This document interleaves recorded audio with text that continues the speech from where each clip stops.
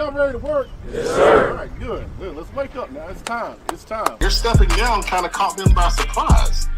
So, yeah, can you kind of tell us what went into your decision to step away from coaching right now? Many of these early offers are what they call contingency offers, meaning the offer is contingent on certain things happening down the road, like a corner growing 1.5 inches. Let's not undersell this thing. A lot of coaches use this as a recruitment tool. I mean, I've lost several players because of 7-on-7. And that's fine. You know, kids choose where they want to go, but at the same time, that wasn't the intent of doing 7-on-7.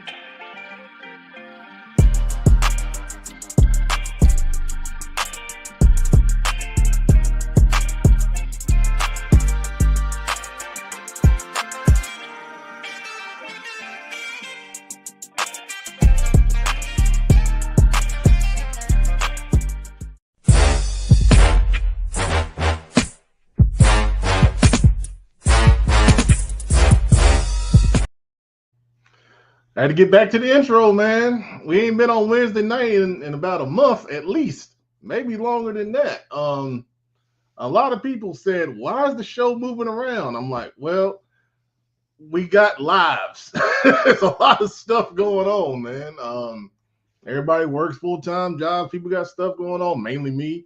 So we haven't been on Wednesday in a while, so we're back home. Welcome to Football Focus Weekly. I'm the Pet Man, Matt Morrow.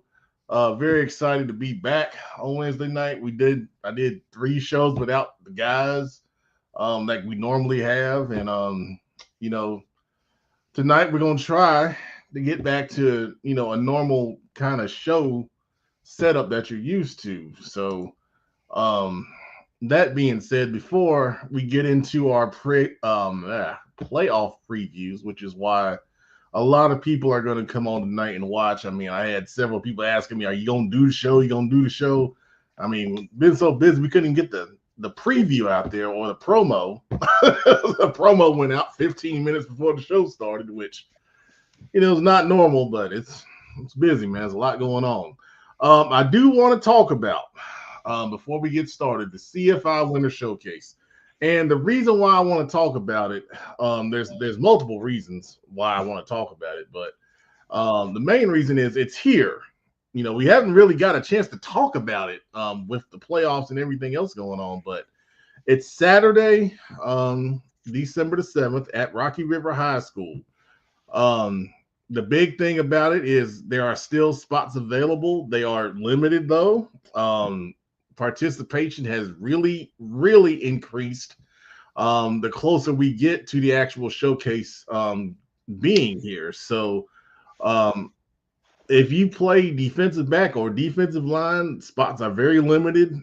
There were some that signed up today I haven't even, you know, put into our master database yet. So if you play either one of those positions, especially, you know, you want to get signed up immediately. I know some people have asked, you know, could they get in? Are there still spots available? There are.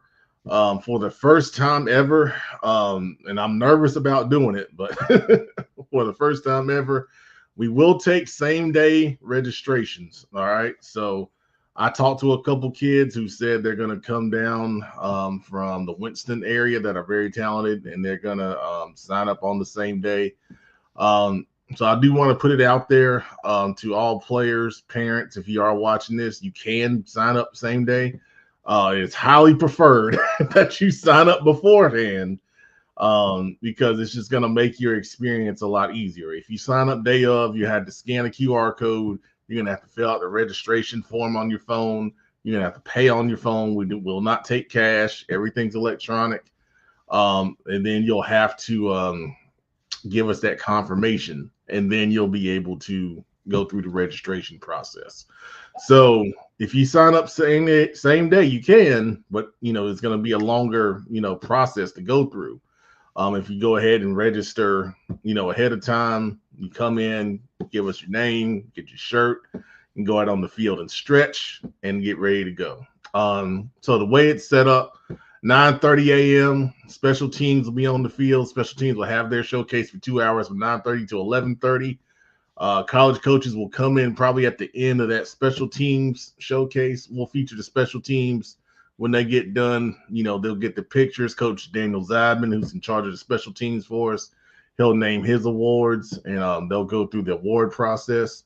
For everyone else, registration opens at 11 a.m. You'll come in, go through that registration process, get your shirt, and then you can go out on the field and warm up, which is highly, highly recommended because it's going to be a little cool. Should be around 50 degrees. Nice cool day, a sunny day.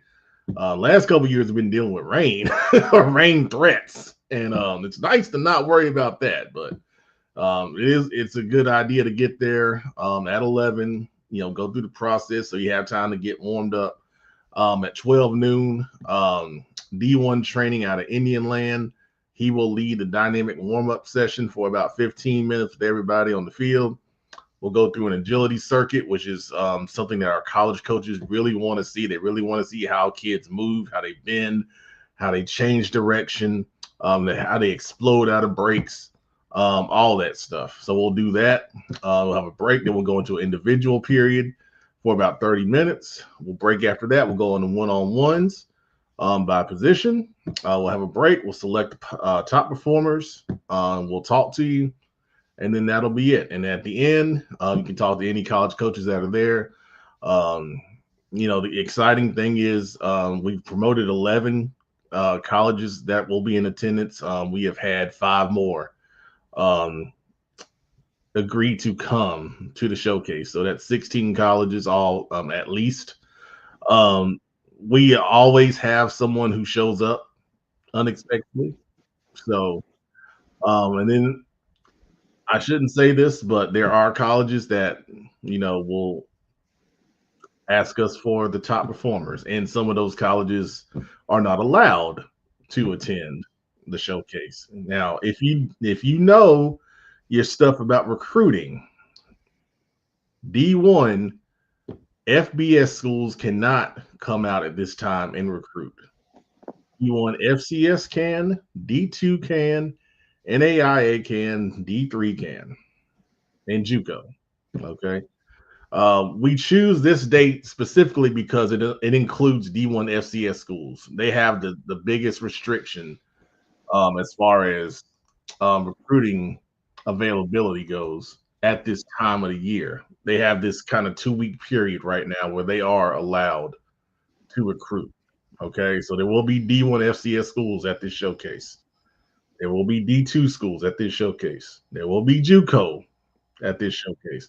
Speaking of JUCO, I want to shout out Lewisburg College. They are a dedicated CFI showcase college. They would be here, but they're in the JUCO National Championship on Saturday. I don't know how many people knew that.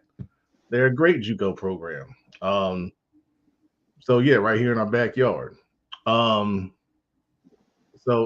I really want to stress this is a really special opportunity because of everything that's going on in college football right now. I mean, in our state, you're seeing multiple head coaches getting fired or leaving the program, you know, for different reasons. Okay.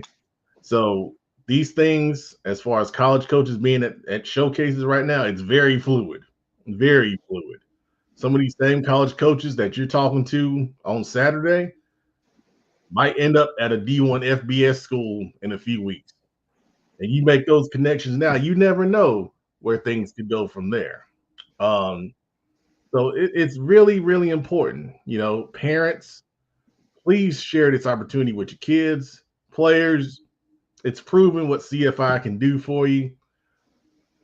The proof's in the pudding, man. You go on our website, you see all the names that have the kids that have come through CFI camps. A lot of them got that exposure when they were at CFI. I'll just share one because that's all we got time for. Jamari Farmer, linebacker at Mooresville. This time last year at our CFI Winter Showcase, he came in there. He didn't have anything on the board. And I think literally the next day he had the I think it was the Indiana offer that came in. Now, of course, Indiana wasn't there because they weren't allowed to be. But I say that to say, and I'm going back to what I said before. There are schools that can attend that ask us for our top performers. That's all I can say. Read between the lines in what I'm saying. I don't promote it like I should, but yeah. Coach Dub wants to come on. Robert Washington from Mountain Out. I'm letting him come on because he wants to say something. I don't know what he's gonna say. So here we go. Oh, wait. What's going on? My bad. Hey. I'm rusty. It's been a long time. Hey, what's going on, Pep? Now, I was going to add that I had a few colleges stop by the school this week and was saying they was asking about the CFI showcase. They was asking if any of our guys was attending the CFI showcase. They was asking what kids in the area that was going to be there, who should they be looking at? Because for a lot of these colleges, this showcase is a one-stop shop for them. Because if I can go to the showcase and I miss all these schools from the surrounding area, I can recruit the whole pool of kids from this area at this one camp.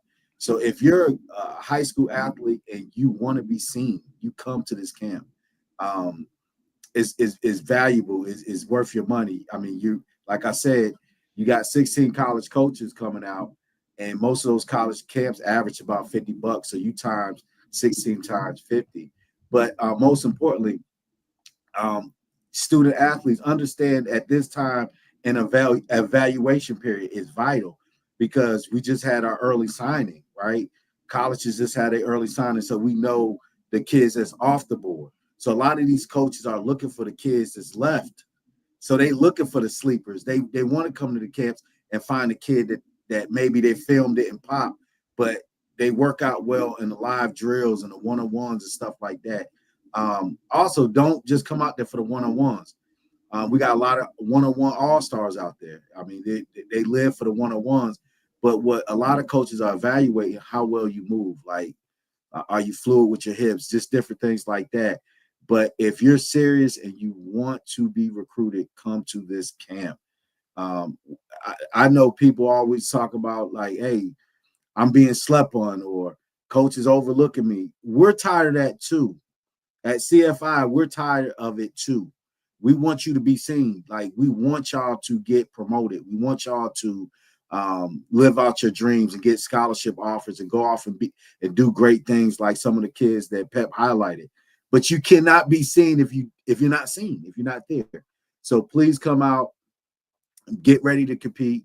Most importantly, especially with some of these kids in these one-on-one lines, make sure y'all are getting y'all reps. If you're hiding behind the line, coach is going to look at that too. This is your only chance right now during this evaluation period to get seen in front of college coaches. Because again, a lot of college coaches can't see you after this. There's no other camps that they can see you in. So this might be your last audition. So come out. Thank you, Coach. I will address this by, I guess, this Jackson. Thank you, Jackson. Will or can it be recorded for non-present coaches to view?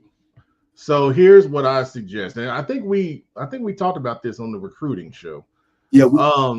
If you have someone that wants to come out and record, or if you're a parent that wants to record your son while he's going through his drills, that is fine with me, as long as you stay outside of the boundaries of the field. We can't have people, in the middle of the drill trying to film. But if you want to film from the fence, you want to film from the stands, bring your, camcorder or whatever you want to use. The phone. These phones are pretty good now. You can get good shots from the stands or the fence. You can have someone film that stuff. Like Coach Dub said on the recruiting show. Those clips are valuable. They are very valuable. Go ahead, Coach. I'm sorry. I forgot to say it on the recruiting show. I remember you did. My bad. No, I wanted to. I'm gonna tell you one thing. I talked to my kids about doing it. I did it as a parent. record. The stands are the best place to record. Bring your camcorder, record them doing drills, record everything that they do that you think is correct. Put that footage together. Put your if they win some one-on-one matchup, put all that film together. It might be a 2-minute clip, and then send it out to college coaches because that's something new. So if a college coach can't be there, that you want to be there, and it's one of your favorite coaches. So just say if you look at the flyer and you like, none of the college coaches that I want to be recruited by is there. Put that film together. It's another chance to audition for yourself, and then you send it out. I've seen kids get scholarships that way. Yeah, and you know, to take it from a CFI camp, I can pull, you know, multiple clips of colleges who noted on players' bios that they won best DB at the CFI camp. North Carolina Central did that last year with a kid that they came and scouted at our showcase. Winston-Salem State quarterback Dalen Lee doing a great job up there. They came and they endorsed our camp, and they have not missed a showcase since. They have been in every single one. Multiple coaches from that school. There are many other examples that we could use. So that is a great thing that you can do is, you know, have someone record those clips, put them together like Coach Dub said, and tag us on Twitter because we'll retweet them for you. And you know, our network has really great reach.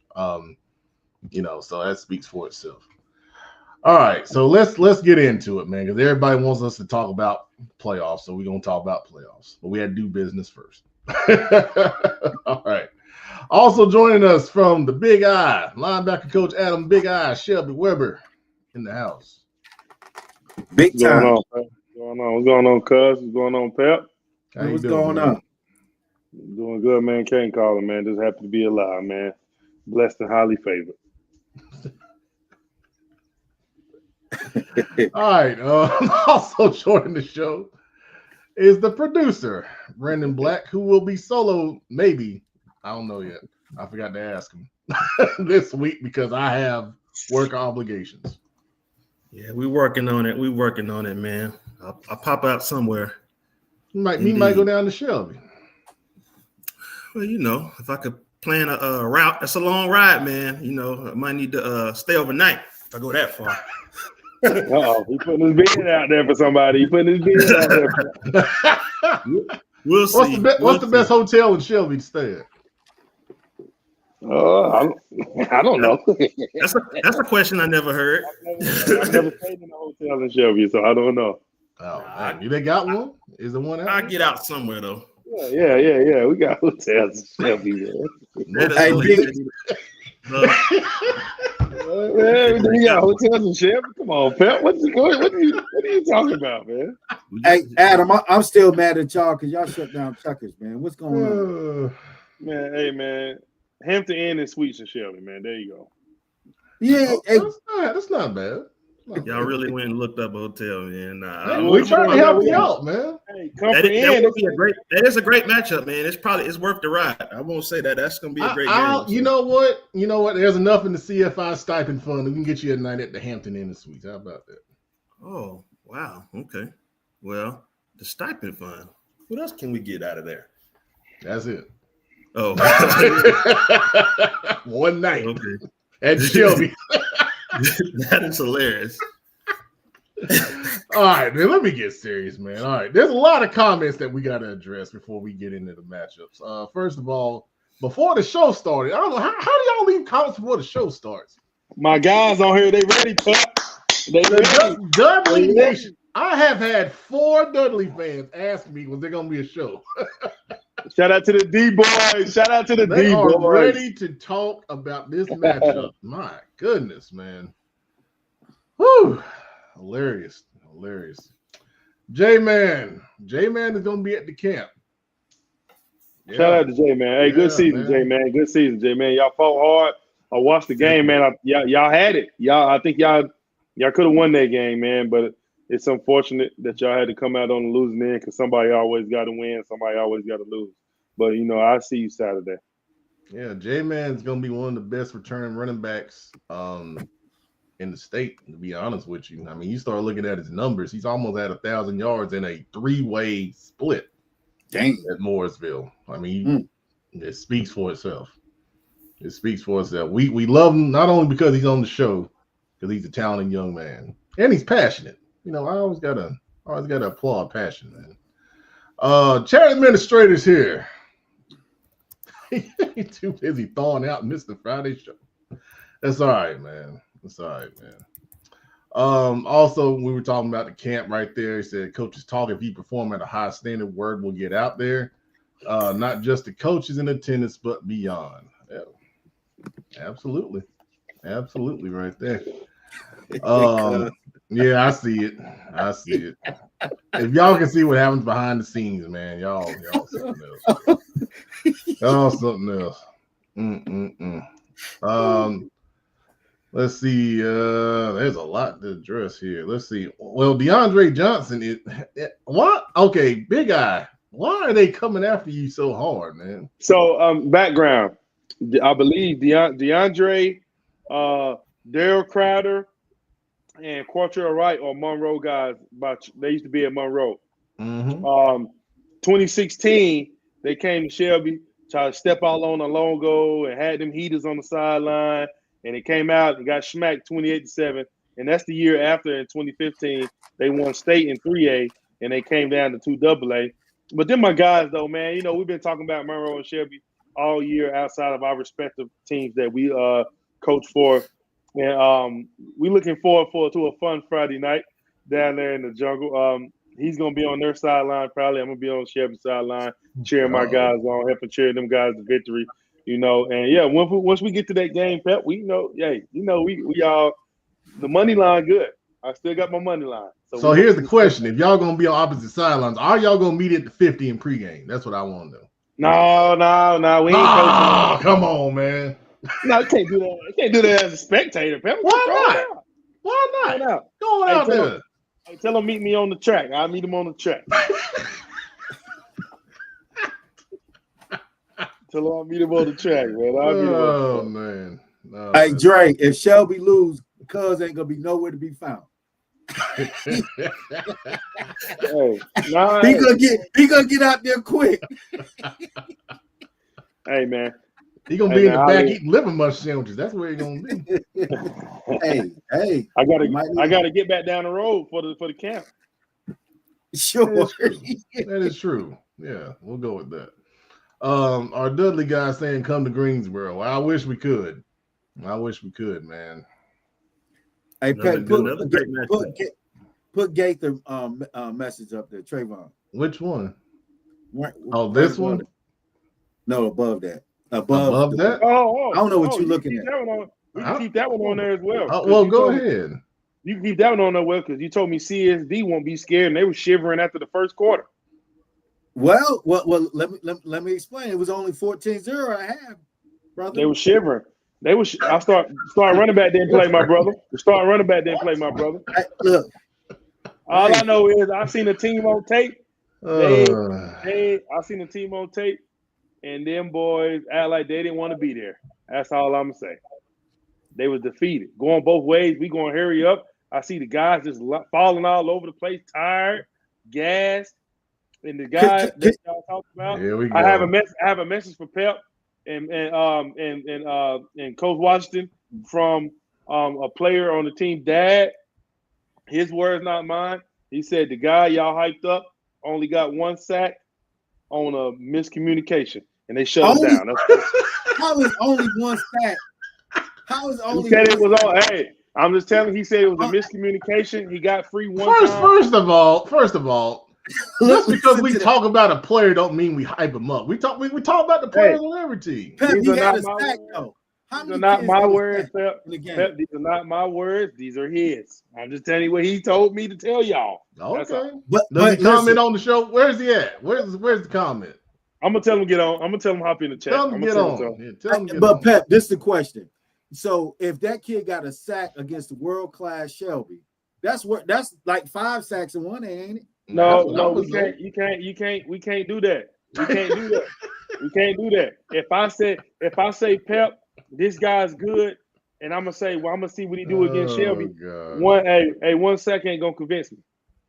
He had a sack though. Hold on. Let me address something here. All right. First of all, I think I know who you are because I think you tagged me on Twitter out the blue. I have no idea who in the blue world you are, but it's Tay Anderson. What you mean? Well, no, I think he tagged me on Twitter because I'm looking through my Twitter and I'm like, this guy tagged me and said he sent me a message saying like, I told you Hickory was gonna beat Crest and started laughing. Like, well, first of all, we wrong all the time. that ain't nothing new. He on here, but my man's on here. Hold on though. First of all, I don't know who you are. I don't think you've ever watched the show before. So you can't come on here and take shots, especially coming at me on Twitter, thinking that you're saying something. Get him, Pep. You gotta be a regular to come take a shot at the Pep man. All right. Yeah, Pep. And Pep, we picked Hickory to win. I don't remember. I honestly don't remember. I know I picked Crest and Ashford to win potential matchup, but let's not act like Crest wasn't up in that game. They just didn't finish the game and close it out. If they played twice, Crest will win the second time. But we have to wait for that. All right. So Coach Dub, this is the one you talking about right here? Yeah, that's it. Yeah, okay. Hey, the kid legit, man. He legit. But hey, when Javon Boyd comes back, you gotta get on that horse. You gotta get on that horse. We are talking about football, man. Let's stay on topic. This is a football. He called out Coach Dub, though. I mean, you know, Coach Dub. Everybody know Coach Dub got the best track team in the land down there, man. Hey, I'm just telling you that 4x2 gonna be smoking, baby. Hey, we ain't putting nobody in the meat. But hey, Pep, my man commented. All jokes aside, he's legit. Who is it? Danny Morgan. Danny Morgan. He ain't scared to talk. He ain't scared to talk to Dub and you. Danny Morgan. Game changer is what they said. Mm-hmm. Okay. Then go to the next comment. What he said. Best D lineman on the field. Okay. He had a sack. Nope. He had a sack. I mean, Shelby won the game. I mean, I don't know what he's saying. Y'all said. I said it's not going to be a game. Shelby going to beat the wheels off on, which I was correct. And y'all said you better watch out for this kid. He's a game changer. He's going to be the best. You said he's going to be the best player on the field, Coach Washington. And what they said, you said now. And they're just saying that you was wrong. Well, you know what? Like you said, you just said that if Crest play Hickory again, they'll win. Hey, if they would have played y'all again, it'd be a different story. No, it would not. They have played Shelby 10 times. It'll be the same result. Oh, my guy might have had an off game. I gotta look at the film. I gotta see what that plus actually like. So Coach Dub just went Matt Rule. We gotta check the tape. Hey, this is not my thoughts. For whoever's watching, this is not my thoughts about that particular young man. This is just a comment. You know, I wish all the kids the best of luck, man. But you know, my guy said he wanted to come on here and talk to you guys based off what y'all said. You know, so. But hey, but look, it's another week, the opportunity for him to prove it again. All right. So first of all, where do y'all want to go first? Because I feel like we got like 5 different people wanting to talk about different things. So first of all, where was it at? Let me get this one out the way because let me find it here. Here we go. Oh, our guy right there. Hickory will repeat. Okay. So Hickory's got North Lincoln this week. North Lincoln and Hickory have played before. Hickory, really dominated that first game. I think it was 60-25 was the score in the first matchup because they're in the same conference. So they know each other pretty well. I think Hickory's a big favorite here, but North Lincoln can run the ball really well. But seeing what Hickory did to Crest defensively, I don't know if North Lincoln can pull a major upset. I really don't. Well, yeah, I think Hickory probably wins this one again convincingly. I think the best team Hickory will see all year is that Crest team and whoever wins that Dudley and West Charlotte game. And I think the only thing about it is that I'm sure the North Lincoln coaches will watch that tape and have a different approach to the game, most likely. But I think Hickory did some things to expose themselves early in that Crest game. And Coach Dub knows once you put certain things on tape, certain other schools will try to capitalize off what exposed you. So, I mean, I think Hickory can still have enough. I think they have enough to beat North Lincoln. but potentially you never know what can happen in that game to go to the state championship. Yeah, man. Go ahead, Coach. I said, and this is like a trap game because whenever you play a conference opponent that's familiar with you and you play them twice, you know, if you don't jump out on them early, and I mean, it could be a tough game. But I got Hickory in that one.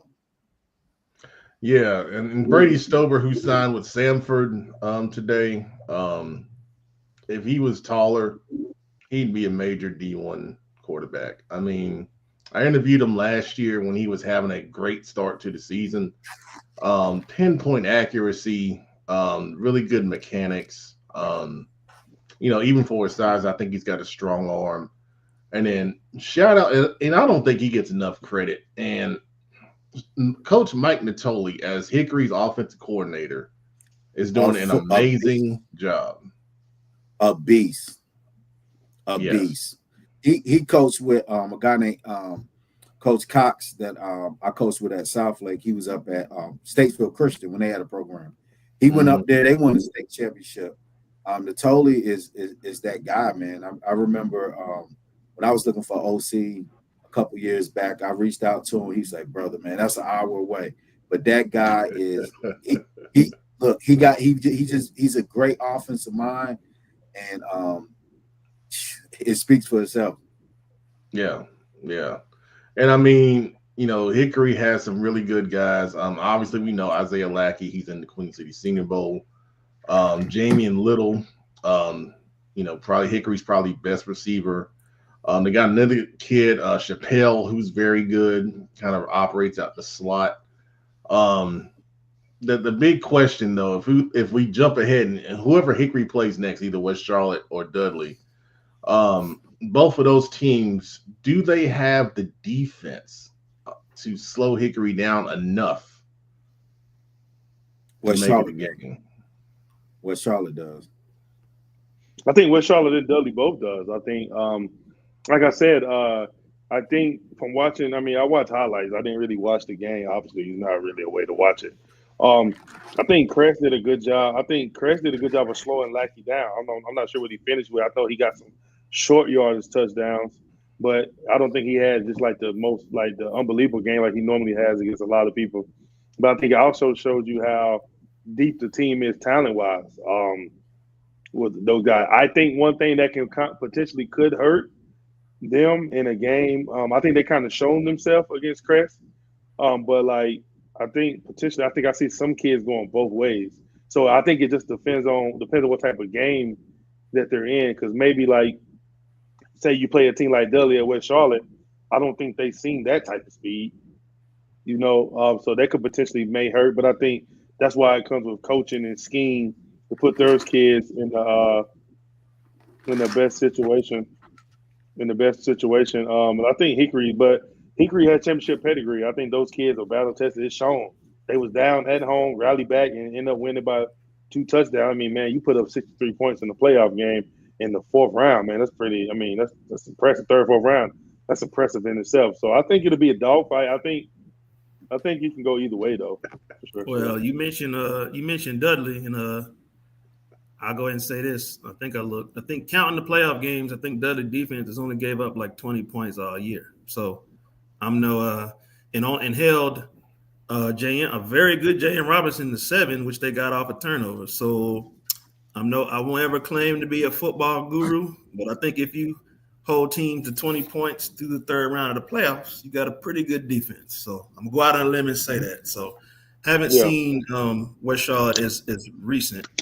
You know, Dudley just fresh in my mind because I saw them last week. But, you know, just posing the hypothetical, I would say maybe they do have the defense to slow them down. We're not going to say stop, slow them down. Yeah, maybe. Ain't nobody going to stop them. Yeah, maybe. So, big guy, Quentin Abernathy tells you to mute your mic. That's why I was laughing. Don't even know who that guy is, man. I mean, look, look, man, it's all about matchups. I'm just going to tell you, football's about matchups. It ain't about like it's about who you played and who you haven't played. I think Hickory's battle tested, but have they seen a team like Dudley, or have a Dudley seen a team like them? I think it goes both ways. I mean, obviously you got to get through this week. Dudley and West Charlotte will be a great matchup. I mean, you just gotta It's about matchups. It ain't. I mean, it is what it is. That's what football's about. So that was a high-scoring game last year, right? Dudley and Hickory, didn't it? It was. I think it was 39-38. It was Something a great like that. game. Yeah. There were a lot of great games at that time, and I remember clicking on the stream and catching the tail end of it. But yeah, I mean, that would be a great rematch. If it were to happen. I'm trying to get to some of these comments because there's so many coming in. So they said Hickory won 43-42. I knew it was a 1-point game. Yeah, 42-41 maybe. Oh man! And no, let me just say this because I know how people think. We are not overlooking or looking past West Charlotte. Like I said, I saw. We're getting ready to talk about them in a second. That's why they're fresh in my mind. I know what people come to say. Oh, you counted us out. All you did was talk about Dudley. No, they're fresh. I just saw them last week. That's all. That's all it is. Let me just go ahead and clear that right now. All right. Let me say something. Go ahead, Coach. Before Hickory can beat West Charlotte or Dudley, they got to beat North Lincoln. Do not sleep. If you're at this point in the playoffs, you got a good team. Oh, yeah. At this point, but here's the question though: if you're North Lincoln and you gave up 60 in the first matchup, what are you going to change that makes you competitive in this game? What can you? It might not even. Well, the thing is, they might have not established what they wanted to do first. I mean, Hickory has a high-powered offense, right? But think about this: Hickory come out, don't score like they need to score, and North Lincoln score, and they slow that game down. It could be a different ball game. So I think that as a coach, if it was me and I was in that situation, I wouldn't change a thing. What I would do is try to do what I do well and shut them down on defense. That's what it is. Play good defense and search your dominance on offense. All right. So Wunkler, I ain't seen you in a while. It says Hickory's defense and offensive line are bad. So is that the way you get pressure on the quarterback to disrupt the timing in that offense? Is he saying the entire defense or both lines are bad? I'm sorry. Defense. You're talking about up front. Defense, offensive line. Again, how bad can they be? They're the defending state champs and then the fourth rounder. Well, that too. Good gracious, God! I mean, y'all are terrible out here. I mean, I think it's about.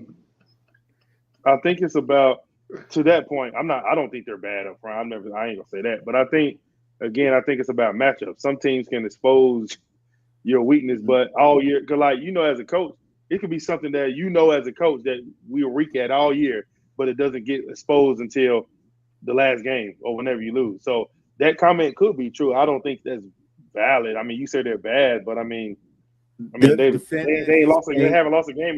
They haven't lost a game in 2 years, and so they can't be bad. So Joe says North Lincoln led in the first game 10-7 before they fumbled back-to-back possessions. Well, turnovers will do it. Yeah. So I think if I'm North Lincoln, I have to obviously limit time of possession for Hickory. You have to create drives. You got to put drives together, and you got to play defense if you want to win the game. You just give up 63 points. You ain't playing no defense. It's about competitive stamina. Obviously, if it's 10-7, then we fumble twice. How it go from 10-7 to them scoring 63 points? That's true. Yeah. So you have to. Here's the thing, man. This game wasn't even on the docket. The comments forced our hand to talk about it. So now let's move on to the other 3A game. I know y'all still want to talk about Hickory. Joe Glass is a great dude. I consider him a friend. We think they're the favorite here. Dudley and West Charlotte. West Charlotte going up to Dudley. West Charlotte 10-2 on the year. Dudley undefeated 13-0. As the producer said, we saw Dudley up close last week. Producer, what else you want to say about Dudley? It shows some resiliency. I mean, I think we talked about it briefly at the game. They're used to being up big and playing with comfortable leads.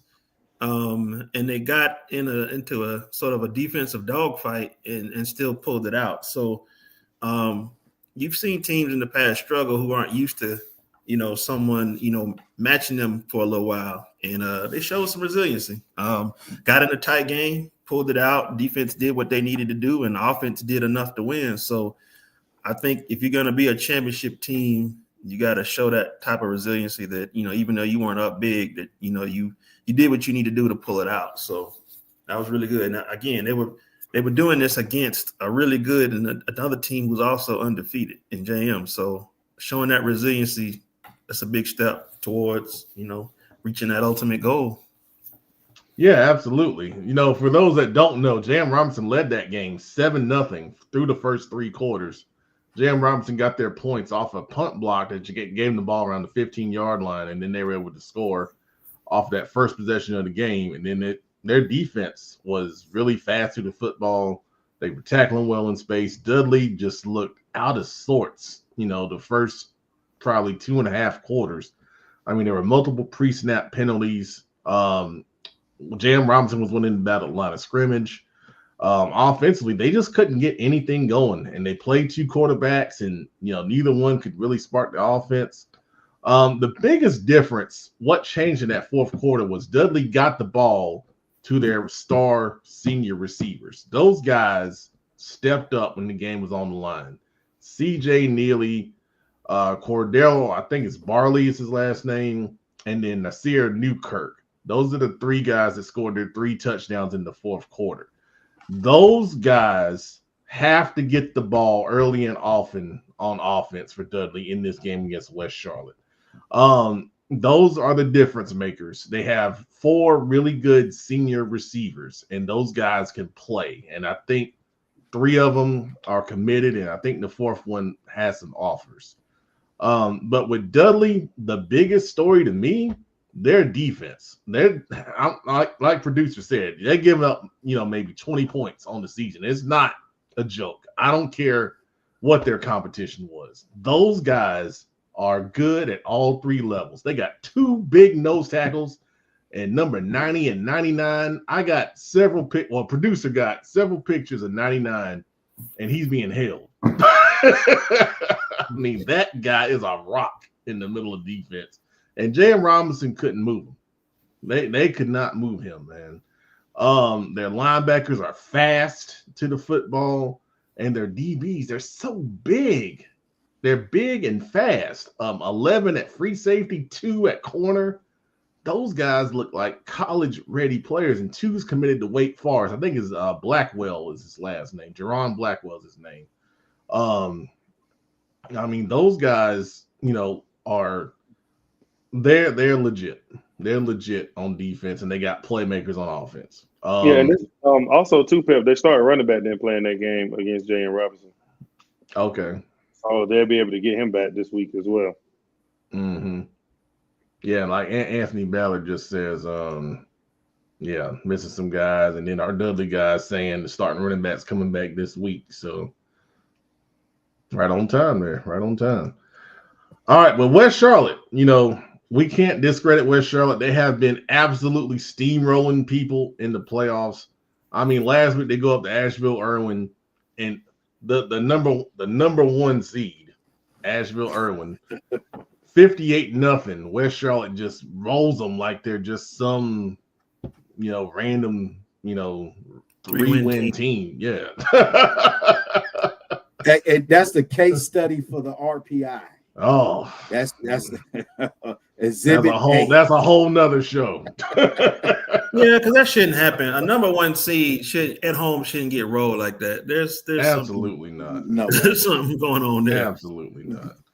But that being said, West Charlotte is really playing strong on both sides of the ball right now. Sophomore quarterback Jamori Nichols is growing up before our eyes. This will be a huge test for him. I think to beat Dudley, you're going to have to be able to throw the football. West Charlotte, this year has been pretty balanced offensively out of this spread kind of offense. And they've got some good skill guys that can make some plays. But they are definitely going to have to throw the football to beat Dudley. I don't think you can sit there and just, run it.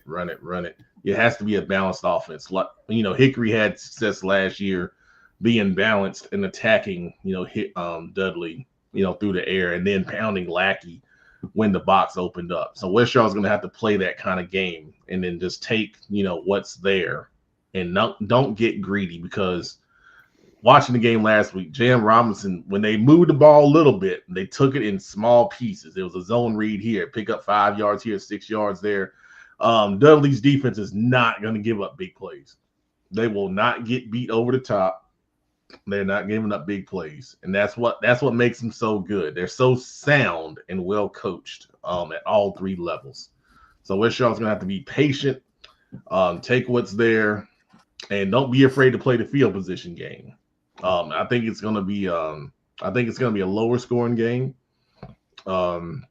West Charlotte defensively, we know they're good. They've got good players. At all 3 levels. You talk about Antoine Johnson at the D-line spot. You talk about Griffin at the linebacker spot. You talk about Davion Jones in the secondary, Pee Wee Jones at corner, Noah Collins playing that kind of slot position.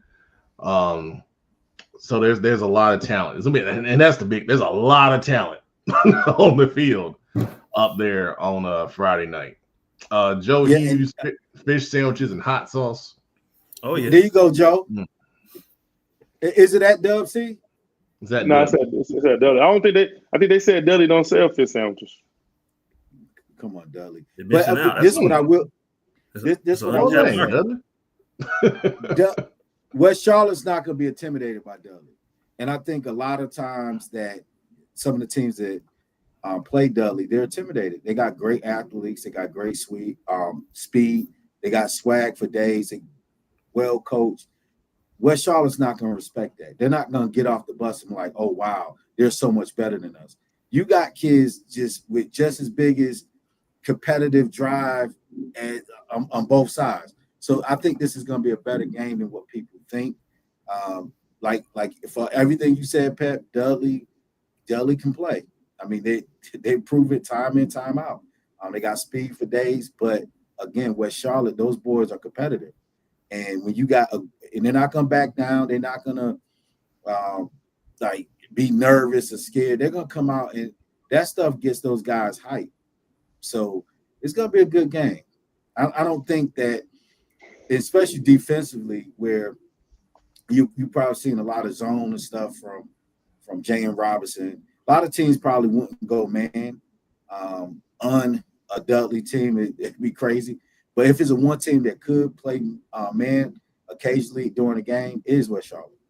So against that talent, because again, so that sets up a different defensive game plan. Because depending on what you run an offense, you might run some zone beaters or whatever the case may be. But I'm pretty sure Dudley hasn't seen a lot of man this year. Probably not. But I will say Dudley will probably like that matchup because those receivers are that good. Mm-hmm. I mean, their first touchdown was the first play of the fourth quarter, and Robinson looked like they were in 2-man. And C.J. Neely just high-pointed the ball in the front of the end zone, and the safety was there, the corner was there. It didn't matter. It just didn't matter, man. All right, in the comments, let's see. Now, see, I was saving him for something that I was going to say at the end there, Miss Cotton, but absolutely. KD Cotton can play on both sides of the ball for the Lions and is dynamic on both sides of the ball. Yeah. You never know where he's going to line up. Yeah, I think. I think with this matchup, Pep, I think it's more so. I don't think it's going to be about the kids. I think it's going to be the coaching. I think West Charlotte showed that West Charlotte has been on the brink of championships year after year after year after year, and somehow or another they always fall short. You see them last year against Crest, had like a 14, 20-point lead. I think blew that game, lost the year before. I think they played maybe Kings Mountain or something like that. So they've been we've seen this from West Charlotte, right? West Charlotte plays in a great conference. They play in the 3A, 4A split conference, so they play some of the best competition year in, year out. So they may go in the playoffs with 1 or 2 losses on their record, maybe 3 sometimes. But as far as 3A goes, they've shown they've been dominant in the 3A aspect of North Carolina football. I think for them, I think it's more so on the coaches and be like, hey, can we win the big game? Like, because the kids, because I think at this point, player for player, there's going to be some great matches. Like, you got KD Cotton. You got other guys. I'm not going to start naming them because I don't know a lot of West Charlotte players. I know they got the good linebacker. I think his name Mike that transferred from Chambers. They got players. Yep. They have players. Yep. They have players. Dudley has players. Mm-hmm. Dudley got size and speed. They got size and speed. I think the outlying factor is going to be coaching. I think last week, if nobody's ever seen Dudley before, they shown their coaches can stay poised throughout the whole game, not get too high, not get too low, spark up in the fourth, and when we find something, we keep going, and they ran off 20 points, right? Yep. And I think that's gonna be the key. I don't think it's gonna be what kids show up to play. I think it's gonna be coaching versus coaching. Because go ahead, Coach. I think you're gonna have similar play styles, but size-wise, I think Dudley's skill players are gonna be bigger than West Charlotte skill players. So it's gonna be coaching. How can we keep a game plan together, stay true, and can we execute and can we finish? Like, can we finish the game? And I think Coach Griner addressed that this offseason because he brought in Coach Donald Littlejohn that was on multiple Mallard Creek state championships. So he's known, he's seasoned. I think he'll be a calm voice when those boys to keep them boys calm. So he's brought in guys that's been there, done that can keep those kids calm. And I think that as we've seen the last couple of years, West Charlotte getting to this point, losing tough games by here or there, at some point you got to get better. And I think West Charlotte's at that point where they're getting better. And don't count out the fact of how they've been winning. Their confidence up, they're rolling. They're rolling through the playoffs. So I think that Dudley will get the best version of West Charlotte. I do agree with you, big guy Shelby, that it's going to come down to coaching. But again, if you say they won how they're supposed to win, I think that. Let's be real. Up until this point, they played two good teams, 3 good teams. They played Palisades, Creek, and Hough. Everybody else, they completely obliterated like they do any other time. Again, this is gonna be the best team they've seen since like a Hough Creek or like a Palisades. So I think that's what it's gonna be. I think it's gonna come down to coaching. Like they played Mallard Creek. It's always a tough knockout, drag-out game. They lost that game 13-12. Well, shown their defense are built for battles against athletic teams and maybe teams that are shown to be bigger. But I think that the difference is going to be the only time they've seen the offense like Dudley is when they played Hough. You're going to see the 2 running back system. You're going to see the big play receivers. You're going to see the size, the speed, and the great coaching. Now, let me say something here. There is a big difference between Hough's offensive line and Dudley's offensive line. Yeah, for sure. Yeah, size-wise, yeah, for sure. But I'm saying that's huge. Yeah, I'm saying just the total offensive execution. That's something what you're going to see with a Dudley. Because Coach Hall, if you look at his track record, he can beat you in the air or on the ground, however way you want it. Okay. So I think that's going to say the coaching is going to be the key because this is if everybody's like everybody said this year, everybody's been saying they think this is the year West Charlotte gets it done. Right? So this is going to be these next 2 weeks. They win this game, and especially the Hickory game. I think the state championship is going to be either between Hickory, West Charlotte, or Dudley. I think one of them 3 going to win the state championship. Okay. But I think this is going to be the test for it all to come together and say, hey, can we show that we're better coaches this year? We can finish this year. And I think if this is going to be the year it comes all together, it starts with this week. All right. In the comments, man, we got a lot here. Dudley guy is ready to see his defensive ends hunt, which I didn't even get to. Their defensive ends are super impressive. They've got a sophomore, I believe his name's Andrew Thomas, I believe. 6'6", 240 with 22 sacks. And yes, he has some D1 offers. You ain't asked the question. And then the kid on the other side is really talented as well. He's only 6'3". Yeah, 20 plus sacks will usually get you some offers. Tyrone Elias says they got shrimp plates at Dudley. We can work with that. Okay. But now our Dudley guy says they do have fish sandwiches and barbecue sandwiches. Good gracious. He said the best fish sandwiches. I got a food truck up there catering y'all. Nice. Y'all knew good and well Dudley had some good food. Let's be real. Let's just be honest. We knew there was some good food up there. Davian Moore says they're not coming from Beatty's Ford nervous. I'm telling you they ain't. I wouldn't be surprised if they I would be surprised if they were. I mean, your coach has won let's just state the obvious. Your coach has won a state title before. So he knows how to get guys ready to win a championship. He's done this. This is not his first rodeo. So. And that's what I was going to say. Now, producer, we were there when Harding went on their run in the state playoffs. And, there were some games, in that playoff run, I think back to the Vance game when they were Vance. That was a tight game. Yeah. And, Coach Griner did a heck of a job, putting together a game plan to slow down that Aaron Brand-led team that had a lot of talent. Some guys that went on to play D1 football. So he's got the pedigree.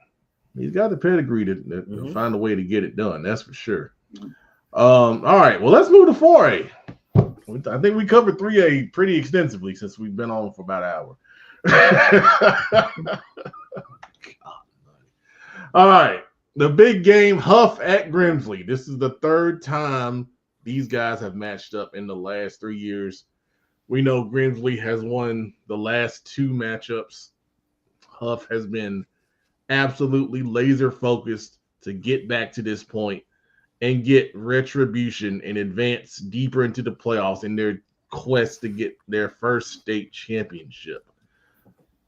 I mean, I'll just put it out there. Do you guys think Hough gets it done Friday night? I do. I haven't seen any from what I saw them play once. I've been following, looking at the games that I weren't there. I can't pinpoint a weakness. So yes, if I can't find a weakness, then till someone proves me otherwise, I'm gonna say they do. That's not to discredit Grimsley, but sometimes they're just clicking on all cylinders right now. And I think this is their year because and they start showing clips of the previous game and some terrible, terrible calls in that particular game. But we gonna go there. Then. Yeah, we gonna go there. And at the end of the day, I think this is Hough year. I think all the stuff that they've been building for the last 10 years, starting with Coach Bobby Collins, I think they really close this out with Coach Sean Baker and Coach Shashi Sullivan. I think it's their year. Best team in the state. Well, Big Eye, you saw him up close a couple weeks ago. Yeah, you called him a state title contender. Yeah, I think they're definitely a state title contender. Only thing that I ain't gonna say that worries me is nothing to do with them. I think going into Grimsley, I think you just never know what you're gonna get as far as officiating and outside thing. But I think Hough has know what you're gonna get. we saw it.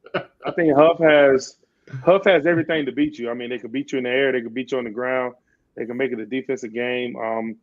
I think that the test is going to be, can Grimsley score the ball and move the ball? I think, but I think you can't count out how good Faison Bennett is at Grimsley, their quarterback. They won't be in the position they are in right now without him. I think he was the number 1 quarterback in the nation. I think in this class, committed to Tennessee. So I think I think those DBs and Coach Chachi will be up for the challenge of shutting him down and stopping him. So I think I think Hough got enough to win. I don't see why Hough don't win this game, but you got to go. I think you got to go up there and show how superior that you have been, and just get the job done. That's true. You can have all the pieces. You still got to go up there and execute. Because Grimsley still has a championship pedigree. I mean, you got to go beat them. Like, if you want to beat the man, you got to go beat the man. So these next 2 weeks, Hough potentially will be able to see the last 2 4A teams who won the state championship. So they'll be able to see, you see Grimsley this week, take care of business. You see Weddington. So if you're going to beat the man, you got to beat the man. Funny how that works. That's just the way, and really, to think about it, their last 4 games, potentially, you took down a traditional powerhouse in Independence. Then you took down a powerhouse in Mountain Creek that had their run. Now you get to see Grimsley, and now you get to see potentially Wesley. You take care of business. So I think as far as they're putting, I think them winning state championship or making state championships will put their name in that higher table, because it's just like them. Just the same thing with West Charlotte. Hough has been on the brink of state championships year after year after year. So I think this year could be the year they can get that done. So J-Man says, some Hough players told me yesterday to let it be known it'll be a blowout. Their words, not mine. Well, I mean, you got to have that confidence. You can't walk in there timid. And they won't. They definitely won't. I think the biggest thing I want to see, this is going to be a major test for Faison, the quarterback at Grimsley. He's gotten all the accolades. He's gotten a lot of pub, and rightfully so. He's a very talented young man. But we're going to see how good he really is. I mean, you're going up against a Hough defense that is talented at all three levels. They can rush the passer. They got Hilliard on the inside, and they got Cameron Sear coming off the edge. They got smart linebackers in Aiden Bell and Eddie Conover in the middle. And then we know about the DBs with Samari Matthews, Reggie Rainier, Carmel Quick, Morgan Linton, and all those guys that rotate in that secondary. That's going to be a heck of a challenge. And that's going to be the fun thing I want to see, the Grimsley offense against the Hough defense. That's a heavyweight fight because Grimsley has their own, set of talent. One of their players, Mitchell Summers, the running back, came to one of our CFI showcases, was named the top performer. That young man is special, and he doesn't get enough credit for what he does in that Grimsley offense. He brings the balance. Faison does his thing, throwing the football and being a dual threat player, but Mitchell Summers is the guy that moves the chains, gets the tough yardage, and keeps the Grimsley offense on balance. So I think for Hough, that's their key. Make Grimsley one-dimensional, shut down that running game, and force, Faison to be the five-star quarterback he is, and then let your talented, secondary, show, why they are so heralded. Last year, that game, Grimsley really did some things well offensively, and they kind of changed the tempo of the game up.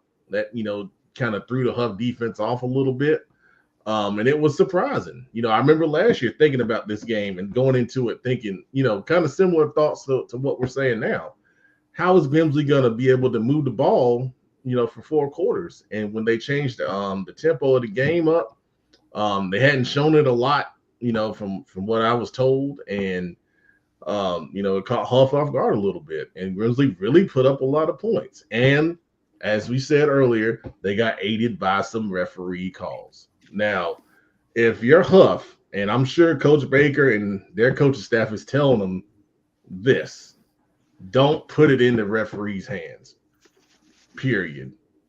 Don't leave anything to chance. Go out there and you dominate from the first snap. And it starts with that offensive line. That offensive line is talented. They're big. They're well coached. They're strong. And they got to come off the football and set the tone of the game, man. I like Hough. I don't know what else to say. I really like Hough in this one. Jonathan Mitchell, there he is. I wonder where he was. So after seeing how Hough game plan for Jaden Jones, there is no doubt in my mind that they will be up for the challenge that is Mitchell Summers. Hough gets it. I guess he means Hough gets it done. # redemption in Greensboro. Okay. Well, there you go. There you go. All right. Any other thoughts on that one? No. All right. Let's go Huskies. That's me saying that now. I don't represent everybody on the show. Hey, put Miss Cotton's comment up there. I knew you were gonna do that. Okay. Hey man, go ahead and read it. Well, all right then. But see, that's what. But see, West Shaw went out there and they took it out of their hands, and it didn't matter. None of that mattered. So there you go. Well, hey, Miss Cotton, I went to school in that area, so I'm very familiar with it. Got friends in that area. Can already tell you what you was going to expect. I already knew what type of game it was going to be anyway. I mean, kids ain't never seen nothing that fast. You know, officiating wouldn't change that game. Well, it could have. If they'd have got off slow, it would have changed the game. I'll tell you that. East Forsyth, Weddington. Mm-hmm. What do you think about this game? I think it's gonna be a pretty good one. I think Weddington wins that game. At this time of year, Weddington's battle tested. All the things that people said about Weddington, what they lost or what they don't have. Coach Capone and those guys, that staff, has done a great job putting them guys back in the position to compete for another state championship this year. Like I said, they're the man. You want to beat the man, you got to beat the man. I think it's about matchups. I don't know how you block those guys up front at Weddington. There's some animals. There's some animals up front, man. The way they get after the quarterback, stop the run, control. I want people to understand that Weddington guys up front control the whole game. I don't think people understand that. They're D linemen, and their front seven. That box controls the whole entire game. Now, here's the thing, though. East Forsyth, can they block those guys? No, they cannot. Okay, then. You didn't have to think about it. Now, East Forsyth's been really good offensively, though. I mean, they're 13-0 for a reason. Bryce Baker is a heck of a quarterback. They got some really good receivers on the outside. I mean, they have been blocking all season. But they, like I tell everybody, you ain't seen nothing like that before. I'm just saying those two twins, Aiden and Drew, with T.J. Davis and I forgot the linebacker that's beside him. Braden Barker. I'm telling you right now, Pep, man.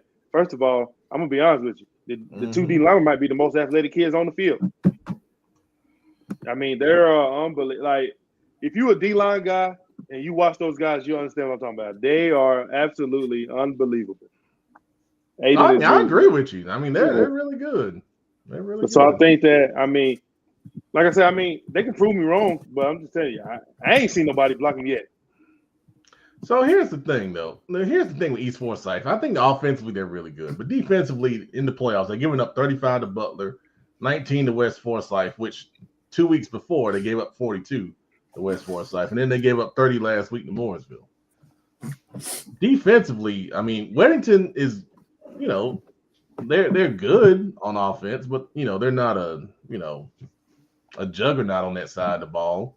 But with East Forsyth struggling defensively, it's hard to call, them going down to Weddington and winning that game because we know how good Weddington is on defense. You know what I'm saying?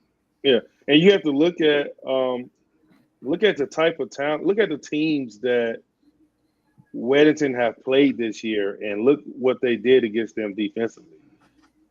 Like, you have to look at that. You have to look at that, and you have to just see. Like, Weddington's battle tested, man. I don't see East Forsyth like that. If y'all can only see what happens behind the scenes. Oh boy. J-Man says Weddington walks him. Okay. I agree. You agree? I want to downplay because again, if you're playing now, you're good. But Weddington's a different beast, man. They like everything Cub said, man. Defensively, like they just they different, man. And they're defending state champion. If East is gonna pull this game out, they're gonna have to catch. They gotta have to totally do different things than what Weddington sees on film. They're gonna have to pull out the wrinkles, some plays that they haven't saw, but. Again, this is a different beast, man. So the most points Weddington's given up all season was 19 to Butler. And in that game, Butler went to a dual threat quarterback because Zach Lawrence got hurt. And that's what gave, Weddington some problems. Now, East Forsyth, Bryce Baker, he can run, but I wouldn't call him a straight dual threat guy. They like to throw the football around a good bit. So Maybe East Forsyth mixes in some more kind of zone read stuff, knowing that, but you know, it's gonna be tough. It's gonna be tough, man. So Trayvon Gaither says if Mooresville makes 2 field goals last week, they are playing Weddington this week. Weddington by 3+ touchdowns. Wow. Okay. Well, if East Forsyth wants some motivation, they can definitely watch our show. And it's good people at East Forsyth. My old teammate Kelly Hayes is a part of that staff. Big 57 coming down here to wait. He wanted me to come out there, but I gotta work. But I gotta let him know too. He asked me about it. Anyway, y'all don't care about my business. All right, big guy. Let's talk about the game you want to talk about. Monroe at Shelby. I'll even let you go solo. You got to present it like you did all the other games. You got to present the game like you did all the other games. You can't just get on here and just try to BS the game. I'm not trying to BS the game. I'm trying to give you a solo. You got to talk about the records and all the stuff. What if I was going to do that after your solo shot? No, you do your thing first. You know, the best shows are versatile. They don't do things the same way all the time. But here we go. We got Monroe versus Shelby, all man. Right, go ahead. You got Monroe versus Shelby, man, a rematch from 2016. It doesn't matter what you think. Monroe and Shelby.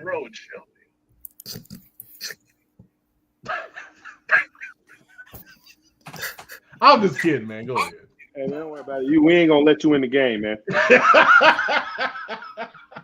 Hey, man, but yeah, last time Monroe and Shelby seen each other 2016, where we won 28-7. You know, Shelby hasn't lost a home playoff game since 2009, and I don't think that's going to start this week. You know, you got Monroe, pretty decent football team, man. They have some pride and tradition that they like to keep up. And, you know, they have some athletes. They have some talent on their side of the ball.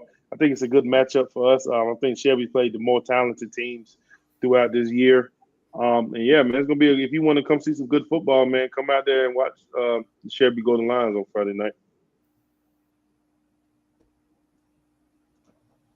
I'm sorry. I think everybody was counting on that being longer. I mean, I haven't watched Monroe. I don't know. I can't really tell you nothing about Monroe.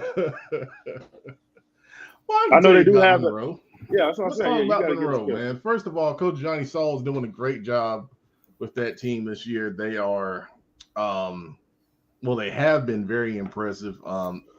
You know, it's a shame that they didn't get to play West Charlotte, because when you start looking at who they've played, they haven't played a lot of teams that you can really kind of get a gauge for exactly where they are in the pecking order. But they've dominated. They've been dominant. I want to shout out Jordan Young, who he flipped his commitment from Clemson to Michigan, which I think surprised some people. But that's a great get for Michigan. Jordan's a great young man. We talked to him last year after one of their wins. And he's a big-time playmaker on both sides of the ball, defense at safety, offense at wide receiver. And he's going to be a major key player for them to watch. Monroe's undefeated on the season. The quarterback is Kagan Chambers, a very talented young man, dual threat kid. They got Nymir Kendall in the backfield, along with Zion Bus-Lindsay. They kind of share carries in the backfield. Their line is not huge, but they're taught well, and they're effective in, blocking and coming off the football. And they execute their offense well. What I like about Monroe's offense, it's multiple. Coach Saul can go spread. He can go I formation. He can go power I down on the goal line. You're going to get a good mix of different things with those guys. And then defensively, every time you talk about Monroe, you start thinking about speed. They're fast. They got athletes. They got Quay Knotts as DB, who was in the Queen City Senior Bowl. He's a ball hawk. At the corner, he can also play some slot, and he can play a little bit of safety as well. And then Zion Lindsay also plays some linebacker, for those guys. So they got a lot of talent on both sides of the football right there. Let's see here. There's a lot going on in the comments. J-Man says, give me Shelby by 100. Well, okay, that's not real. Pretty confident there. Yeah. You mentioned the matchup in 2016, Big Eye. It's been a long time since these programs have met up. Yep. It's been a long time since. Yep. I'm listening to all ears. Shelby fans, do you think there's going to be a big crowd at this game? Or are they going to be scared of the cold? Oh, no. One thing about Shelby football, and Shelby and our county with football, they're going to come to the big-time playoff games. They're going to come Friday, obviously, because our counterparts down the street, nobody else is playing in Cleveland County. I set them up for that, didn't I? Hey, nobody else is playing in Cleveland County. The county always look for us to give them some holiday cheer around this time. Holiday cheer. The whole city's gonna come out, and also you understand, a lot of people are gonna come out just to see Shelby lose, which is nothing they're not used to. So it's gonna be a big crowd. I think both sides are gonna travel well. I think it's gonna be could be a sold out show.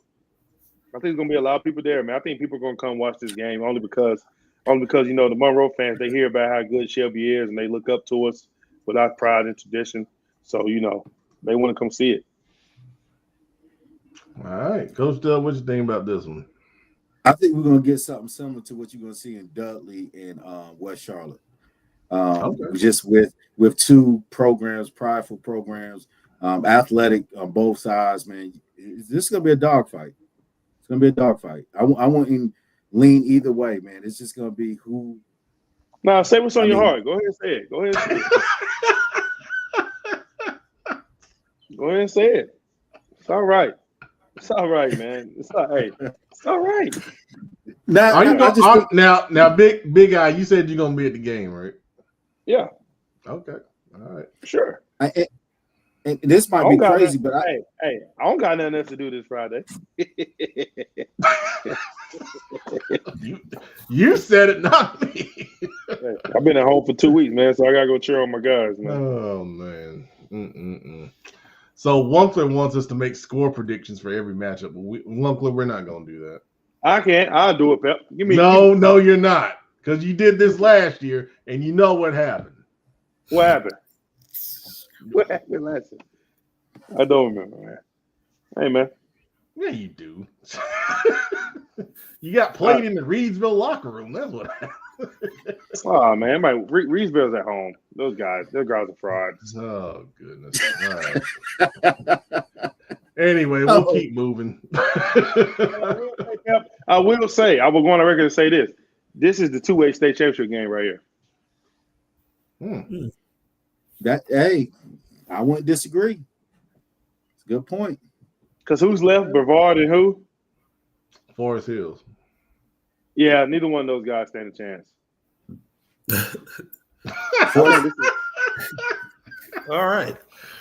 Oh, you are delusional.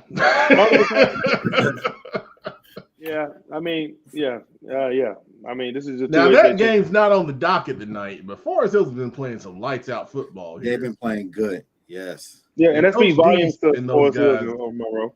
I'm gonna stand up for them. Coach Deese and those guys deserve more respect than that. Flat out. Yeah, I mean, to each his own. Yeah, you're dead on right.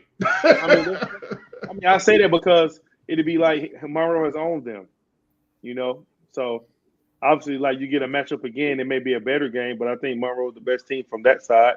I think Shelby's the best team. So I think the winner of this game wins the two-way state championship. You said not a chance. Wow.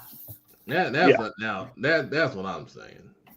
Yes, Monroe has done well against Forest Hills, but Forest Hills would have a chance.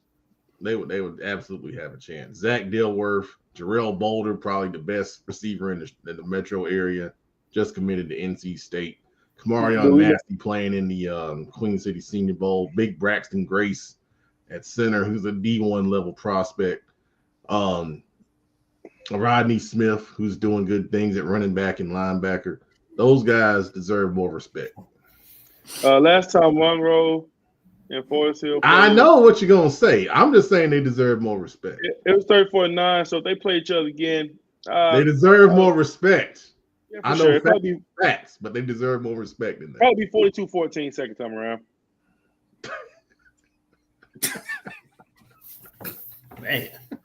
And I want everyone to understand my viewpoints about certain teams had nothing to do with the kids or the coaches that are there now. Only my experiences if I have played you.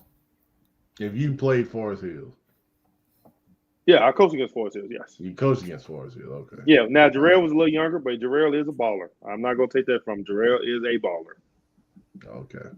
And that head coach is a good head coach. I ain't going to take nothing from him either, but it is what it is. Okay.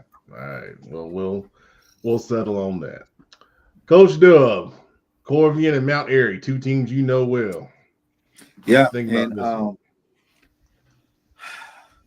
playing both of them, seeing both, I think Corvian beat them. I talked about it last week. Corvian owned Eastern Randolph, and I knew that was going to happen because, especially in the 1A, some of the number one seeds and stuff, they haven't really played anyone. And Mount Airy's a good team. They like to dominate ground and pound, but Corvian's too versatile. Corvian does not have any holes. I mean, they're good, like y'all said, in all levels, especially on defense. I mean, arguably two of the best combo DNs coming off edge in the state, man. I'm talking about for the classification they play in. And then also the interior D-line is phenomenal. They're well coached. They're prepared. And I watched the Eastern Randolph game, and they pretty much out-coached Eastern Randolph.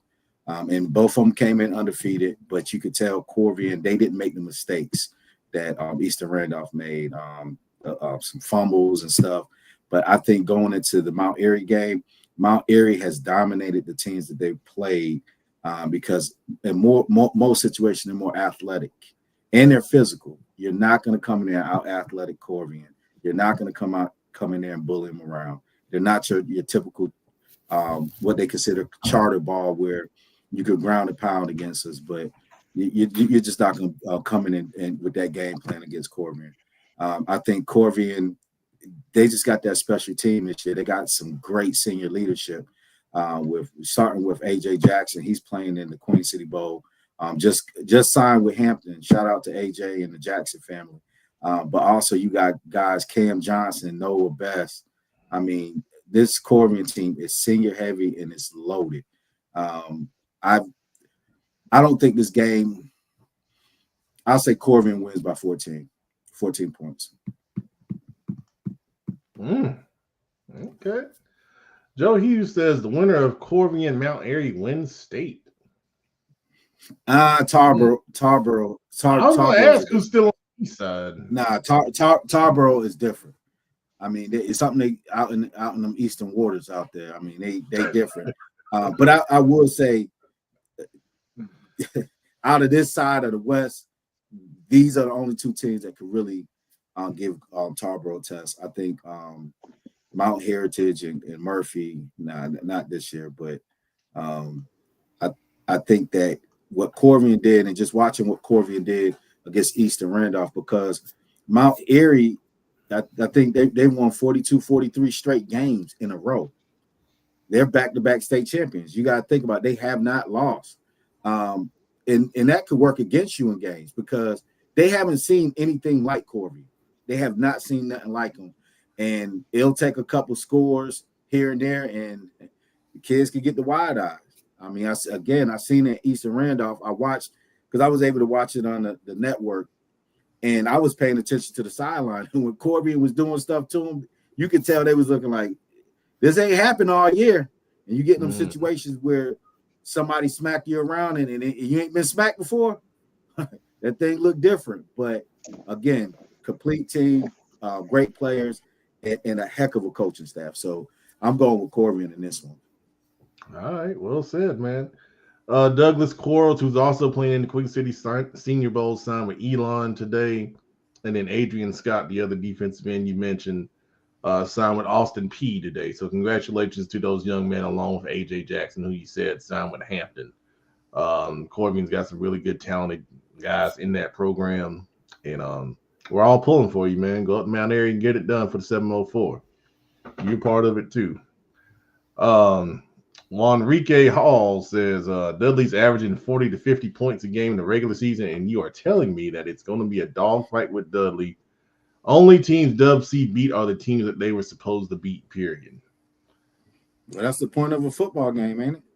You beat who you supposed to beat. You beat who's on the schedule. I don't know what to say to that. I mean, I'm just saying, Dub C is not going to be scared. You're not going to be able. And bro, I love the D boys. Like those coaching staffs, I see them all the time doing track, and they're some of the nicest people you want to meet. Some of the no ego. They don't be beating their chest. They're really knowledgeable guys. But you're not going to bully Dub C. That mystique of the D boys and the videos and the hooping and hollering, them boys off the floor don't care about that. They don't care. I'm just telling you, it's just going to be a different ball game. You're not going to be able to look them in the eye. You're not going to be able to outswag them. You know what I'm saying? You're not going to be able to do it. Dudley Guy says Tarboro doesn't see enough teams that can spread them out and throw. All he sees is run-based teams. So if Corvian can throw, this might be the one to determine state. So when Havelock and Tarboro played earlier this season, I picked Havelock to beat them for that reason. I mean, now Havelock can really throw the football well, but to that point, Tarboro struggles against that because they don't see it. I mean, it depends on who get the ball first. It depends on who scored first. All right.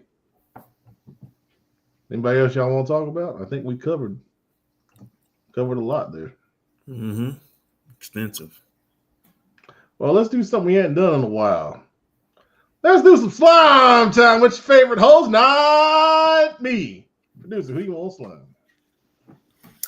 This one is actually really easy. Sometimes to figure out who I want to slime, I gotta think. It's usually one of my teams or something that lost, but I gotta go with my guy. Well, not my guy, but Deontay Johnson, man. Like he's just squandering an opportunity, man. He refusing to go in the game. Really, you're in the NFL and you in your feelings and don't want to go in the game. That's crazy, man. To get suspended for not wanting to play. And you know, it's not easy to make it to the NFL, and it's even harder to get in the NFL and stay there.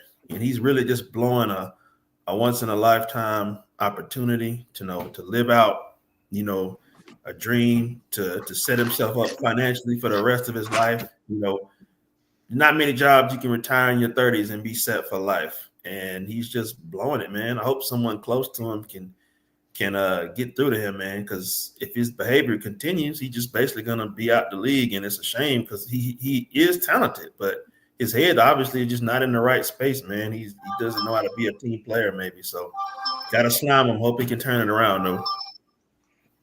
Yeah, man, that's a good slime. That's a good slime, man. Yeah. My goodness. I mean, who's going to want this guy? Like, how good do you think you are? Like the Panthers literally traded him for like 20 spots in the draft. Yep, that's it. They just wanted him gone. It really wasn't even about the draft pick. Big guy, who you want to slime this week? I don't really have no slimes this week. I want to give congratulations out to my guys Bryce Lee and Bryce Lofton on signing today to Bryce Lee to Richmond University and to Bryce Lofton to Campbell University. That's very nice. Those are good kids too. Good kids, man. Congratulations to Bryce and Bryce and Bryce. There you go. Coach W, who you want to slide? It's been a long day. I'm sorry. Coach W, who you want to slide this week? Man, I had went on lunch today. Had my mouth all ready and set for some buffalo wings, and went to Bojangles. What you said? Pause. So I gotta start beating you, man. Dang, home. Yeah, pause, y'all, on that one. Well, I was in a mood for some good wings, and go to Bojangles. You know how it is. You got your mindset. 5-piece, 10-piece wings, seasoned fries, extra season on them, sweet tea, light ice. That's my order. And I go up to the register, and I'm noticing I was a couple people behind, and I'm looking up there, and I don't see any buffalo wings. I don't see the advertisement. They used to have the wings and stuff. So I go up there and I said, 10-piece wings. She said, "I'm sorry, we don't sell wings anymore." So at this point, I'm disappointed. But then she redirected me, and she said that they had the little nugget bites, and they were selling the peach honey sauce or whatever. So I get some. Terrible. That's my whole bunch up. The sauce was terrible, overpriced, and it don't even come with a biscuit. So Bojangles do better. I'm expecting more. We raved about wings for the last 2 years. Y'all brought them back, made our dreams come true, only to take them away. Y'all got to know what's good on the menu. Just come on, let's do better, Bojangles. Bring the wings back. I got news for you, man. They ain't coming back.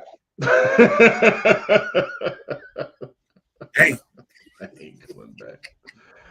Anyway, that's a worthy slime, though. I mean, I could go on my rant about KFC hot wings, and my wife gets tired of me talking about it. But anyway, my slime this week, there's so many ways I could go. There's so many different slimes buckets that I got sitting over here. But I'll be nice. I'm just gonna slime injuries. The city of Charlotte and injuries. Like, you look at the Panthers, you look at the Hornets. Why do we have so many star players hurt all the time?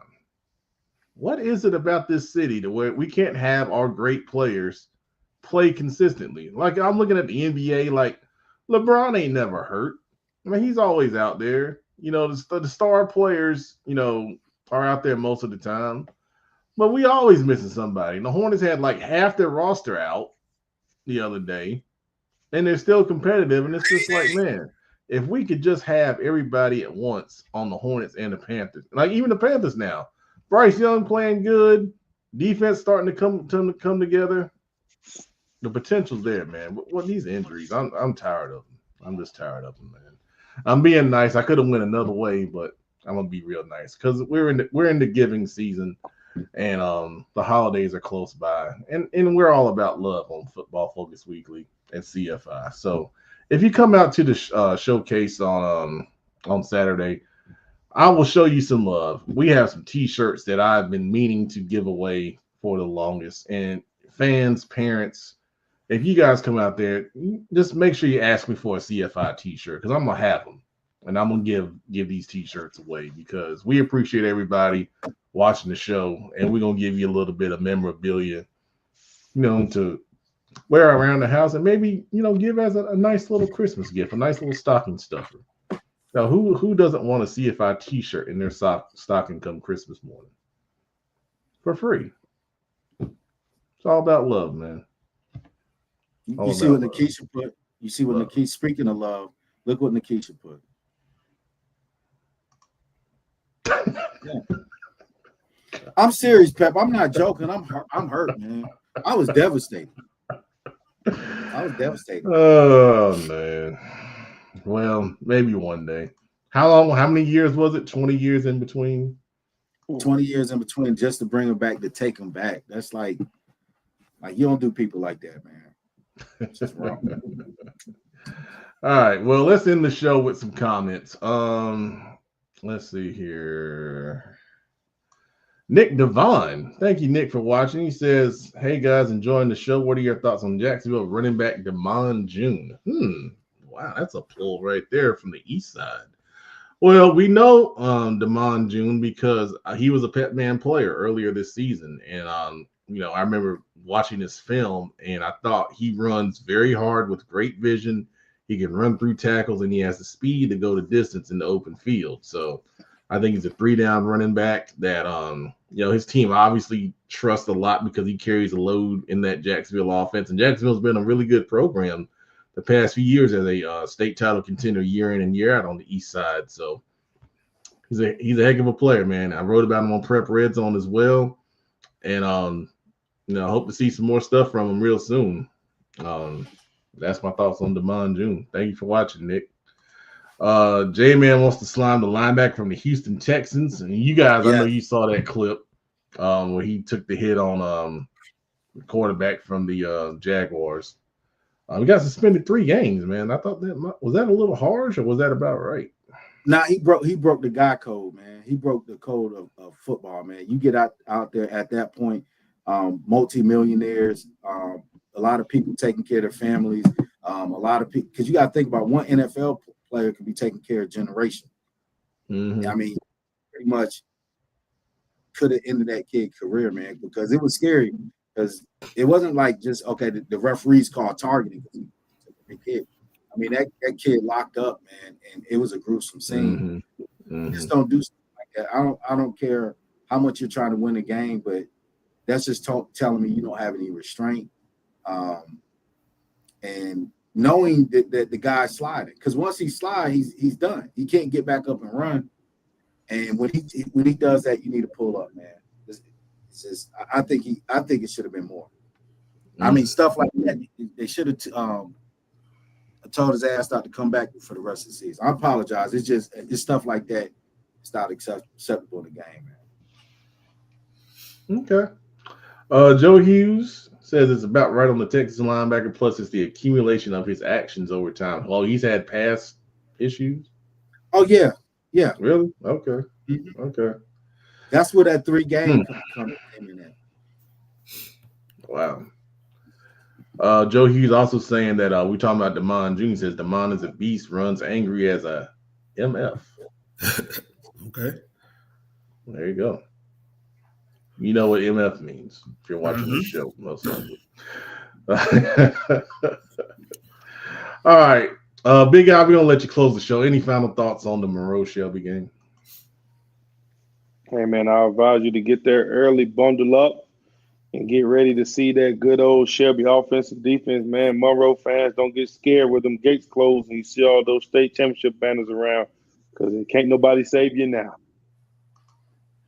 Good night, everybody.